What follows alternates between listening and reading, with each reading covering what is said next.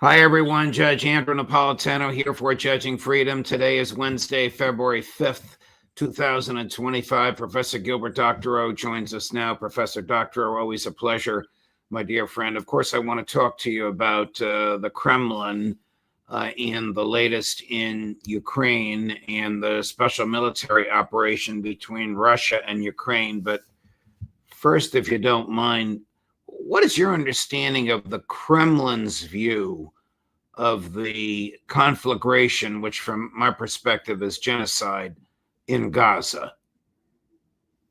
Oh, that's precisely their view of it. They don't use other terms than what you just used. Mr. Putin himself has said publicly that he was heartbroken to see what is going on in Gaza. So that is, they are on the same page as you are. Does the Kremlin have an opinion on this? In other words, this could involve the Kremlin if the Israelis, backed by the Americans, decide to attack Iran. I mean, does the Kremlin foresee a role for itself in resolving all of this, or is it just going to sit back and watch? Well, they have to take their cues from Iran. And when they signed this long-term comprehensive cooperation agreement with Iran just a few weeks ago, it was clear that Iran is satisfied that they are safe. They were not rushing into the arms of Moscow. They did not conclude a defense component or a mutual defense component, and that is precisely because they anticipated that they will find some resolution to their conflict with Washington. I believe that such a view would have come about because of back channels from Washington, which suggested to them that this was feasible. So in that case, Moscow takes its cues from Tehran. One of President Trump's golfing buddies is Senator Lindsey Graham, who has extremely harsh, in my view, over-the-top, almost maniacal views of the relationship of the United States to Iran. Chris, I don't have the number, but the Senator Graham clip that we have been playing of him from one of the Sunday talk shows. Professor Doctor, I'd like your thoughts on this. So what this resolution does, it lays out the case against Iran's nuclear ambition. Bibi and the Israelis are going to have to make a decision relatively soon what to do about the Iran nuclear program. This is not an authorization to use force, but I am here to tell you and the audience and the world that I think America should support an effort by Israel if they decide to decimate the Iranian nuclear program, because I think it's a threat to mankind. Israel is strong, Iran is weak. Hezbollah, Hamas have been decimated. They're not finished off, but they've been weakened. And there's an opportunity to hit the Iran nuclear program in a fashion I haven't seen in decades. I think this is crazy. What do you think? I think he's caught on a time warp. What he's saying is totally outdated and totally bypassed by events. I think, as I said, that Mr. Trump's team have given signals to Tehran that they are ready to talk at it. Of course, not immediately, but in the near future, when things calm down a bit. I think that Mr. Netanyahu was bought off yesterday by these promises of America taking control of Gaza and turning it into a luxury resort. This is absolutely unfulfillable. I think most everybody, even Netanyahu, understands that.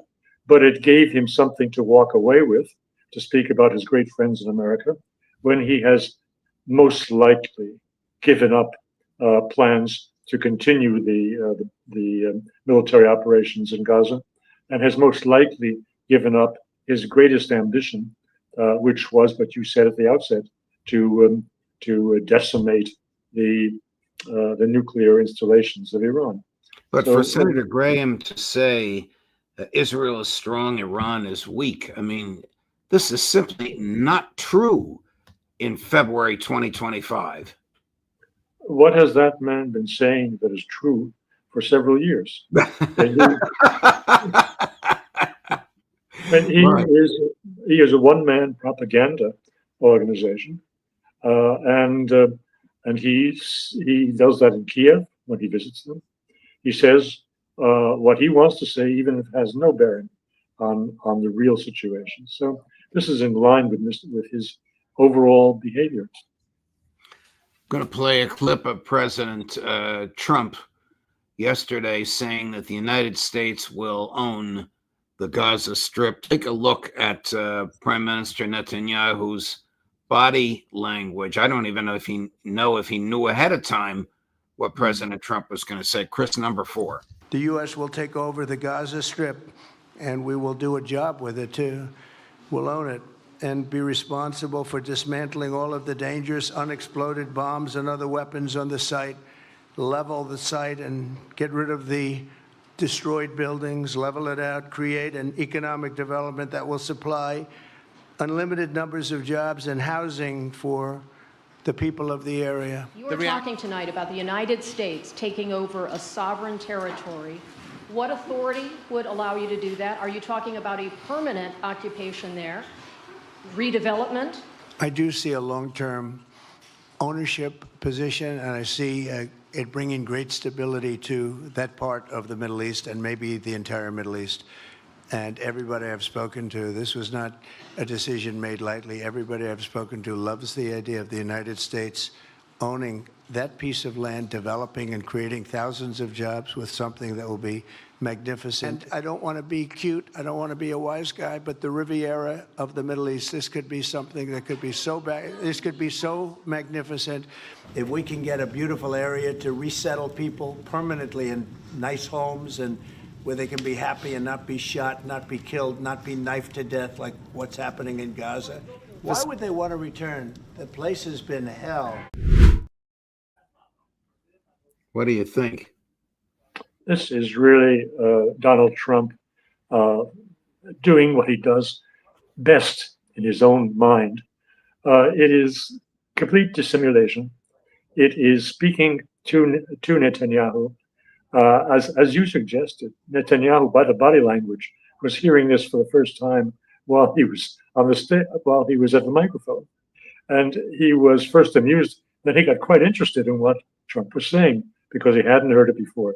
And this proves to me that Trump has no intention of following through on it. He knows it's impossible, but it is the off-ramp for Netanyahu. Netanyahu can go home claiming a big victory. It puts an end, or it should put an end, to his plans to continue bombing Gaza, because the whole thing becomes American property. And so if this trick works, then you can say that Trump, by his own very peculiar methods, has put a stop to the genocide.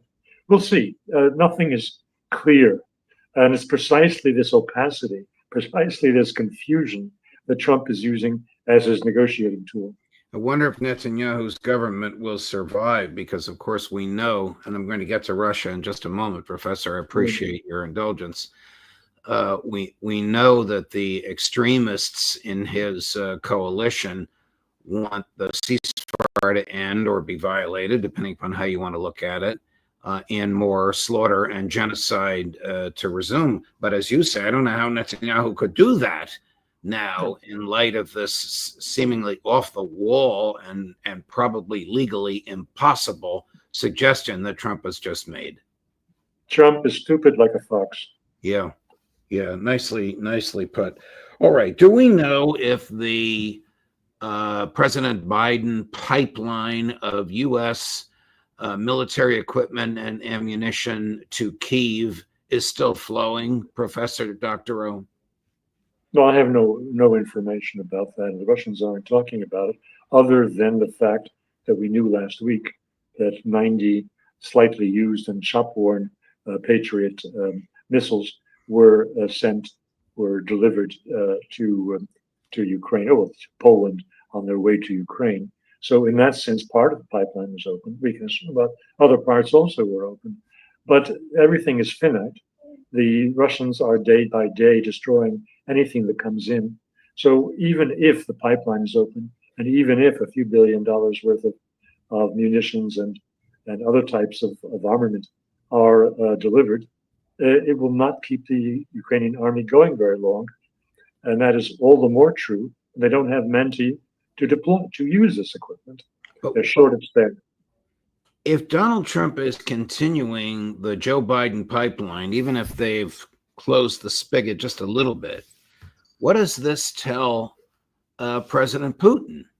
That the new administration is willing to kill Russian troops, just like the previous administration. Well, the Russians are ready for everything. As I've mentioned before, their basic disposition is to view the United States government foreign policy is determined by the deep state. In this regard, I think they're looking elsewhere. I'm sure that they're looking at the attempts by Trump and by Musk to dismantle the deep state. Certainly, the attack on U.S. aid is what that is all about. So their attention, as I said, would be on the deep state, and they'd have to be taking close watch over what Trump is doing in this precise area. We think of the deep state. Typically, the sense of a deep state is continuity in government. Right. However, from time to time, there are disruptions. In 2003, 2004, there was a massive disruption of the deep state by Dick Cheney, who chased out whole areas of competence, whole swaths of the deep state to install people who were going to practice his type of neoconservative policies. That changed the deep state dramatically.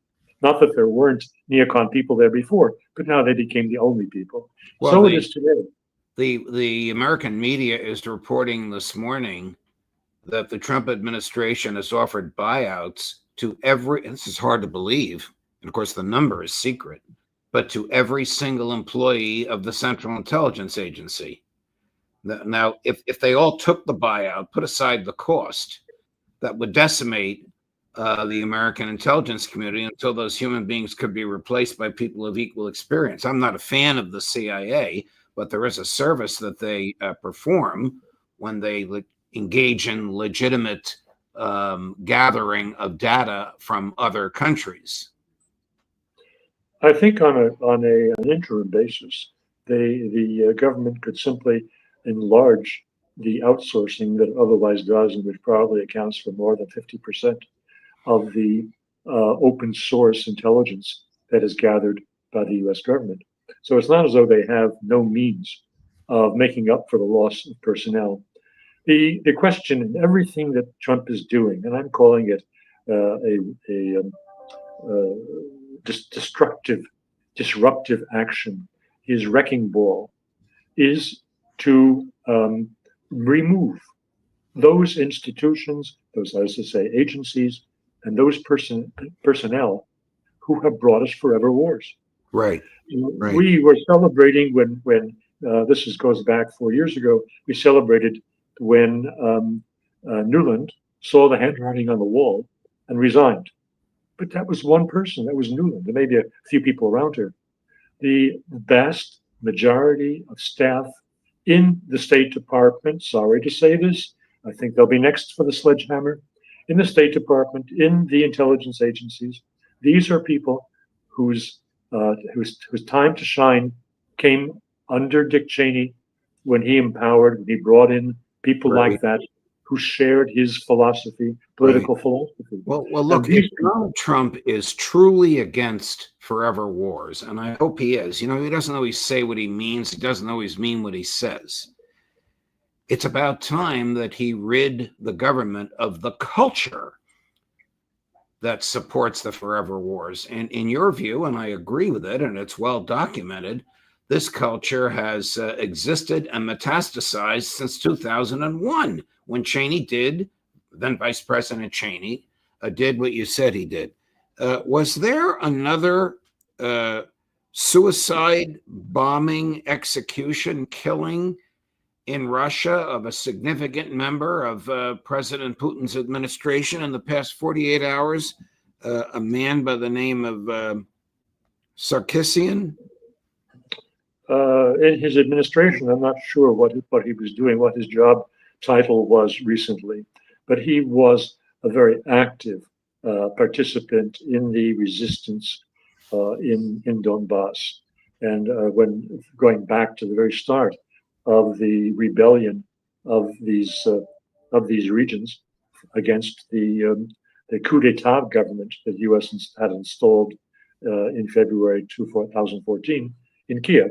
So he's been around for a long time. He was in a very active and leading position, militarily and politically, in the Donbass. There he is. Now, was he murdered in or around his own apartment in Moscow? That's what it appears to be. And he, unlike the case of the General Kirillov, who was murdered several months ago and who was seen to be living in an unprotected apartment building, which facilitated the actions of his murderers. This particular gentleman was in a gated community, so to speak. It's what looked like a secure building. So it took a lot of intelligence work to find a way to overcome the defenses that were protecting him. Wow. General Kellogg, who is President Trump's emissary, go-to person, whatever you want to call it. This is not a job recognized by the federal government. This doesn't involve confirmation by the Senate for matters Ukrainian and Russia, has suggested an immediate ceasefire and two elections in 2025, one for the presidency of Ukraine and one for a new parliament. How does the Kremlin react to that? I mean, the Kremlin agrees that that Vladimir Zelensky has no legal authority whatsoever under Ukrainian law or international law. But how do they view what General Kellogg has suggested? And why would he make a suggestion publicly without knowing ahead of time how the Kremlin will view it? I think that it all depends on what else is going on. That is to say, if what other feelers are being put out to the Russians, if this is all that they have, that Trump has to offer, then the answer is a big net. President Putin has made it clear there can be no ceasefire unless the preconditions that he set back in June of last year are met. And the first of those preconditions is the withdrawal of Ukrainian forces from the boundaries of the pre-war Donbass oblasts. As I've said, about 95% of pre-war oblast of Lugansk is in Russian hands, but only about 65% of the oblast of Donetsk is in their hands. So the Ukrainians would have to pull back. That I don't think will change. However, let me just say that what else could be going on is a hint that bigger issues will be discussed when Trump and Putin meet. That could give the Russians something to think about and maybe be a bit more flexible on the timing and conditions of a ceasefire. So I wouldn't want to be dogmatic about it. I don't think they will be dogmatic about it if other things are going on that interest them more. Here's Dmitry Peskov, the Kremlin's chief spokesperson, addressing the issue of the legitimacy or illegitimacy of President Zelensky. Cut number one. President Zelensky's powers have ended. President Putin has already spoken about this in sufficient detail, numerous times.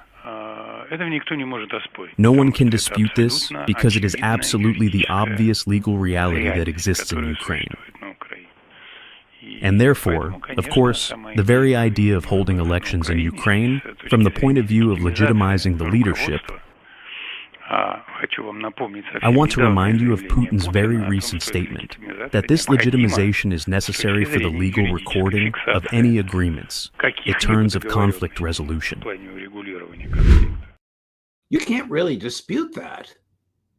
No, you can't, and that is why Kellogg has introduced this whole new subject of of forming a legitimate government in Ukraine. But the timing, of course, is essential. The Russians will not wait months and months for a new Ukrainian government to be shaped, because they're perfectly aware that the West would use this time to rearm and to reman the Ukrainian army, which is totally unacceptable to them when they are on a roll as they are right now, and when the Ukrainian army's front lines are crumbling. Do we Therefore, know? Do we know, Professor Doctorow, if NATO and others are arming the Ukrainians as we speak?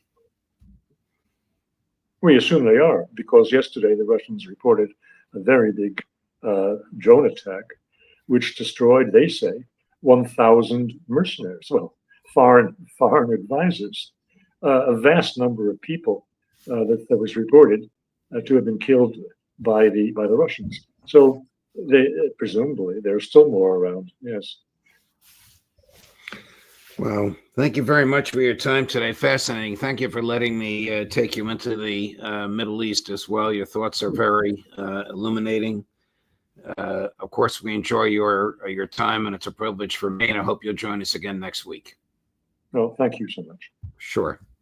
Coming up later today at 1 o'clock this afternoon, Matt Ho at 2 o'clock, Max Blumenthal at 3 o'clock, Phil Giraldi at 4 o'clock, Scott Ritter. Judge Napolitano for Judging Freedom.